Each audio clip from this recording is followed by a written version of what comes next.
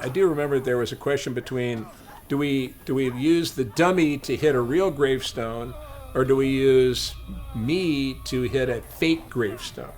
And obviously the choice they made was the dummy, thank God, and it looked fantastic. I mean, it really looked like, oh my God. I mean, you still recoil from that.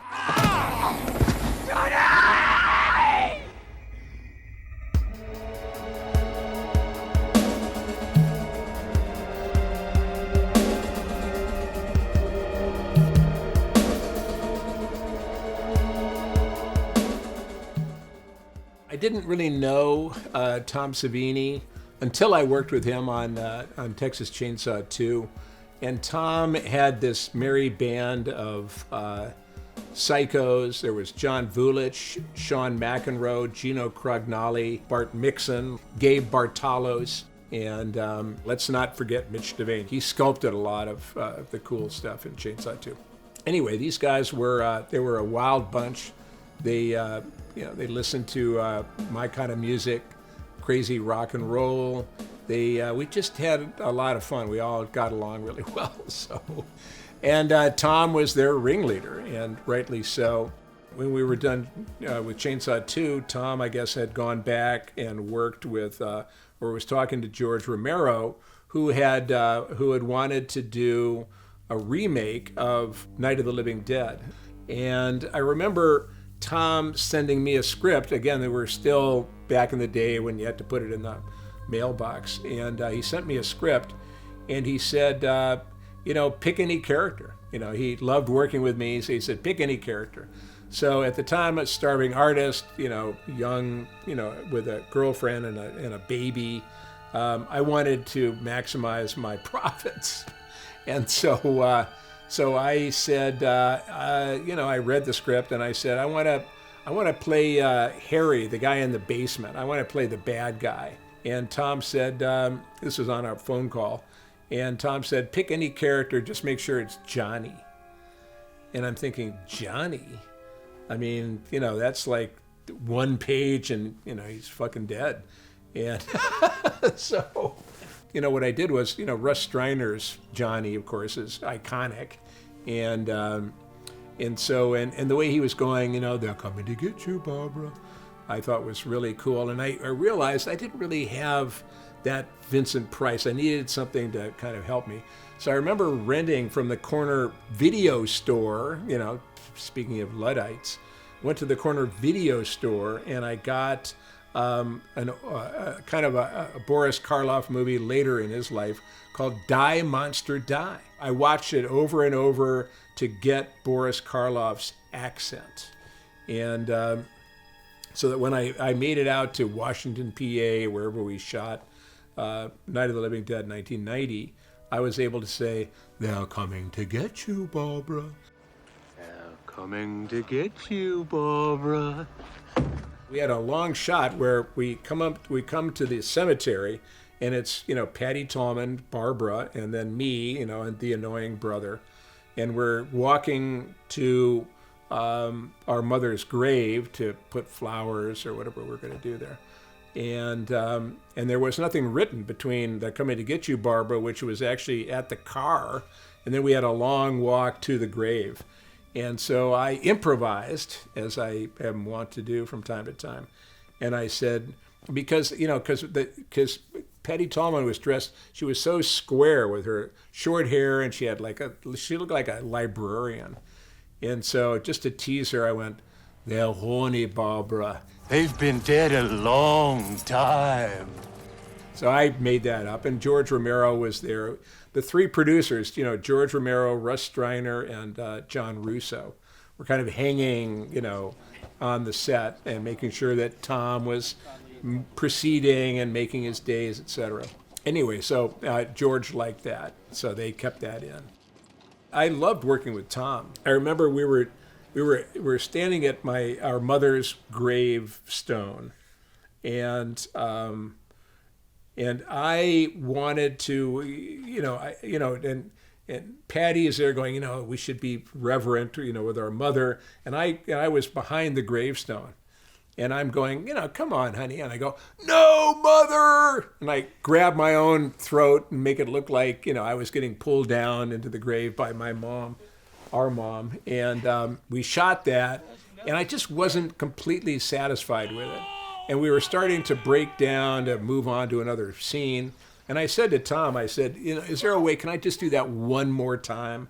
I had this idea, I just wanted to get it right. And he said yes. And so, for that, I will always love Tom Savini. In that moment, it was like, because a lot of times the director goes, oh, no, that's fine, we got it. But actually to do that. And so we, got the camera back and we reshot that scene. And I thought it came out really well. So I was very happy that he did that. There's no escape. No, Mother! You bastard.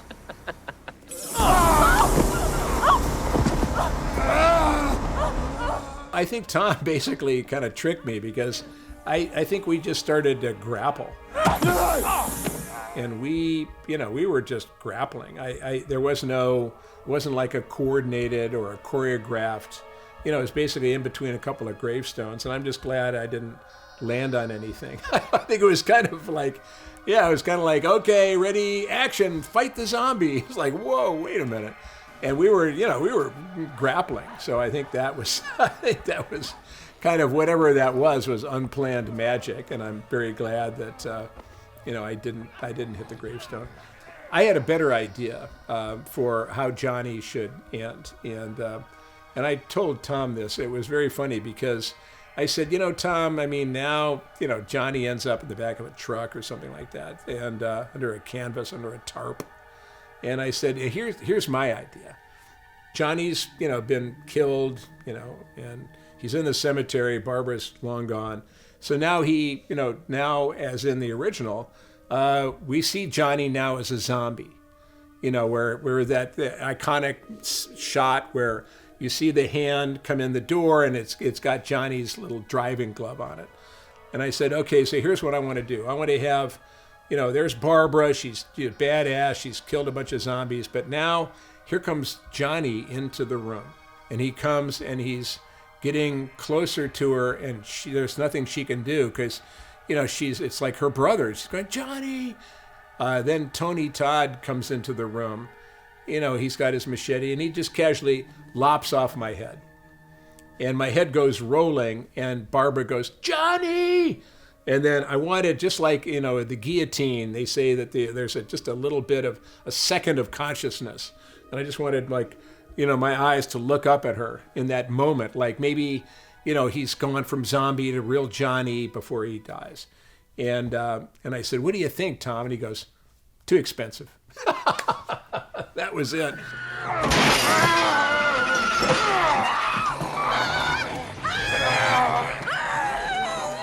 A lot of people say online how it's like the best remake they've ever seen and all that kind of stuff. I give a lot of credit to Tom Savini, and all of the zombies. They had like zombie school, where, they had to learn how to walk, not in a stupid way, but kind of lurching, and, just to go through zombie school would probably have been a lot of fun.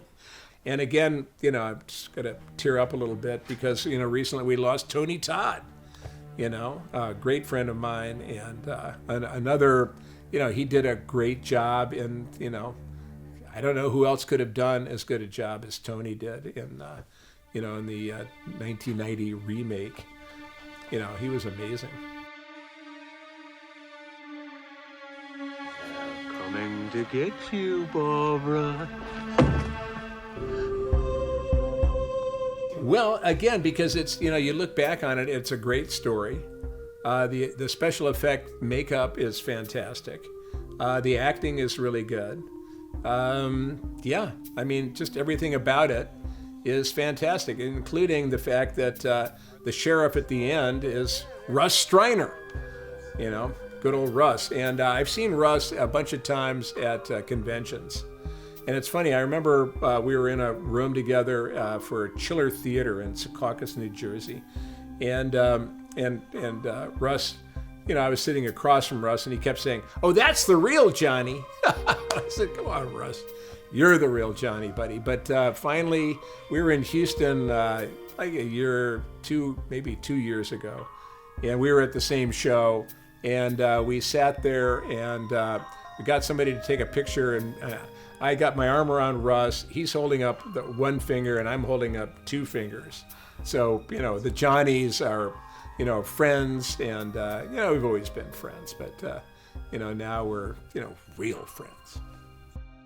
What I think is really, criminal, if I may add a little editorial here, is that that Tom Savini did not go on to a bigger career as a director. Obviously, as a makeup artist and everything, as an actor, he's done great. But if there's one thing that I hope it accomplishes is to remind everybody what a good director Tom Savini is.